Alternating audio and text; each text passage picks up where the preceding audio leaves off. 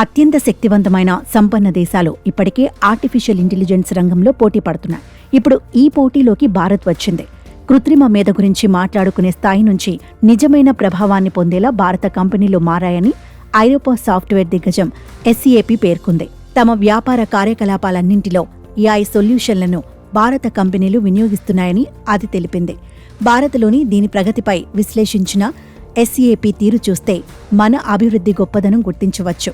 ఇక హైదరాబాద్ కేంద్రంగా అభివృద్ధి చేసిన జీవీఈఐ హెల్త్ కేర్ స్టార్టప్ ప్రాజెక్ట్ మరో విజయ పతాకం.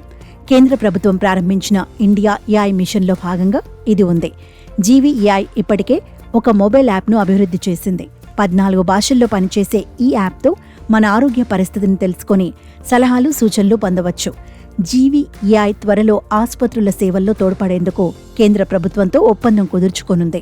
ఏఐ అందించే విజువల్ ఇన్సైట్స్, సమ్మరీలు, అనువాదాలతో పాటు ఏఐ మద్దతిచ్చిన ప్రాసెస్ అనాలిసిస్, సేల్స్ ఆర్డర్స్ వంటి వాటిని మన కంపెనీలు వాడుకున్నాయి.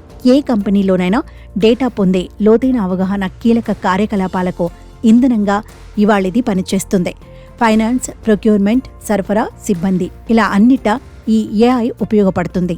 అన్ని వ్యాపార కార్యకలాపాల్లోనూ ఏఐ ఏజెంట్లను తీసుకురావడం ద్వారా మరింత సమర్థంగా, తెలివిగా వ్యాపారాలు నిర్వహించుకోవడానికి ఇక్కడి క్లయింట్లకు వీలు కల్పిస్తున్నారు. జర్మనీ తర్వాత అతిపెద్ద పరిశోధన, అభివృద్ధి కేంద్రం భారత్లోనే ఉంది.